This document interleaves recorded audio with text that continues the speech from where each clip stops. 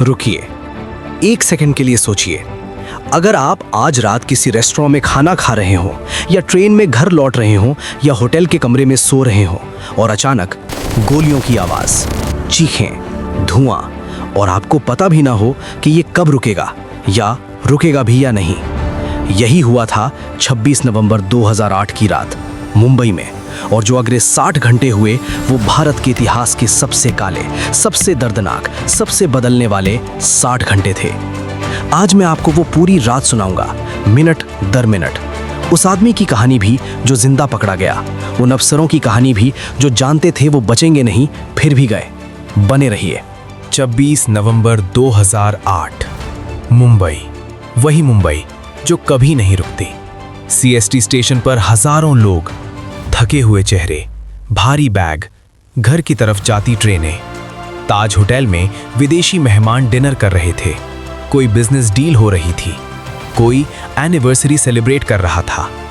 हवा में कुछ भी असामान्य नहीं था। लेकिन उसी वक्त समुद्र के अंधेरे में कुछ नावें मुंबई की तरफ बढ़ रही थीं। उनमें बैठे थे 10 लोग, हथियारों से लैस, ट्रेन्ड और एक मिशन के साथ। क्या था वो मिशन और किसने भेजा था उन्हें? पहले समझते हैं ये आया कहां से। पाकिस्तान से निकली एक नाव, 10 आतंकवादी, AK-47, grenade, satellite phone, GPS। ये कोई जल्दबाजी में बना प्लान नहीं था। ये महीनों की प्लानिंग थी, सैन्य स्तर की तैयारी। रास्ते में उन्होंने एक भारतीय मछुआरे की नाव कुबेर को हाईजैक किया। कप्तान, जो बस अपनी रोजी कमाने निकला था, उसे मार दिया गया। मुंबई तट के पास ये छोटी छोटी नावों में बैठे, अलग अलग टुकड़ियों में, और शहर में घुस गए, चुपचाप, अंधेरे में। रात के 9:20। छत्रपति शिवाजी टर्मिनस, भारत के सबसे व्यस्त रेलवे स्टेशनों में से एक। 2 आतंकवादी अंदर दाखिल होते हैं, बैग में छिपे हथियार, नजरें ठंडी, और फिर फायरिंग, अंधाधुंध, बिना रुके। लोग समझ भी नहीं पाए। कोई भागा, कोई गिरा, कोई छिप गया। उनमें से एक था अजमल कसाब, उम्र मुश्किल से 21 साल। एक लड़का जिसे शायद बचपन से ही यही सिखाया गया था। लेकिन उस रात उसके हाथ में AK-47 थी और सामने थे निर्दोष लोग। पुलिस पहुंची, लेकिन उनके पास थे पुराने हथियार। आतंकियों के पास थी ऑटोमेटिक राइफलें। ये लड़ाई शुरू होने से पहले ही असंतुलित थी। और ये तो सिर्फ एक जगह की कहानी थी। उसी वक्त शहर के 3 और हिस्सों में एक साथ सब कुछ चल रहा था।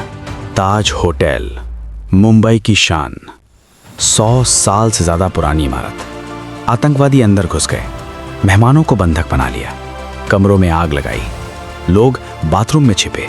कुछ ने खिड़की से चादरें बांधकर भागने की कोशिश की। कुछ बचे, कुछ नहीं बचे। ओबेरॉय ट्राइडेंट में वही कहानी।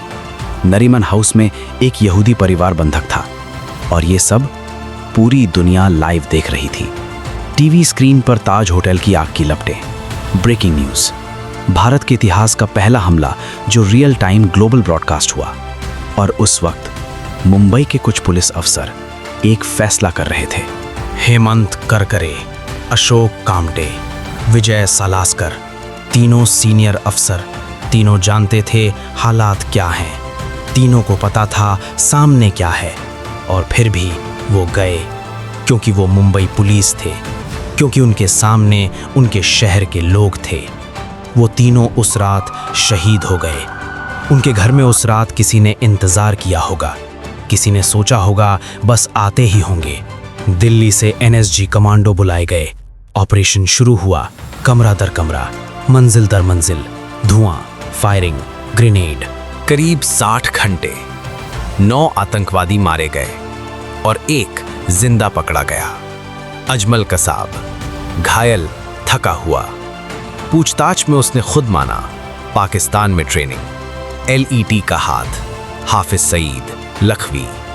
मामला UN तक गया, पाकिस्तान पर वैश्विक दबाव, लेकिन राजनीति राजनीति रही। ट्रायल चला, सुप्रीम कोर्ट ने सजा बरकरार रखी। 2012 में कसाब को फांसी दी गई। वो रात जिसने भारत को बदल दिया। 166 लोग, 166 जिंदगियां, हर एक की एक कहानी थी, हर एक का कोई इंतजार कर रहा था। उस रात के बाद भारत की तटीय सुरक्षा बदली। एनएसजी हब्स पूरे देश में बने, आतंकवाद विरोधी ढांचा नए सिरे से खड़ा हुआ। लेकिन जो 166 परिवार हैं, उनके लिए कोई पॉलिसी नहीं बदलती वो रात। 26 नवंबर 2008, वो रात जब मुंबई रो पड़ी, वो रात जब पूरा देश जागता रहा, वो रात जो हमें याद रखनी है, ताकि हम कभी न भूलें, कभी न भूलें।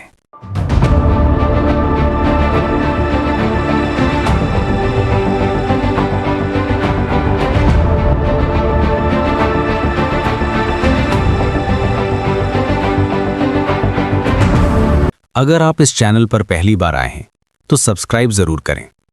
हम ऐसी ही रियल, अनटोल्ड और जरूरी कहानियां लाते रहते हैं।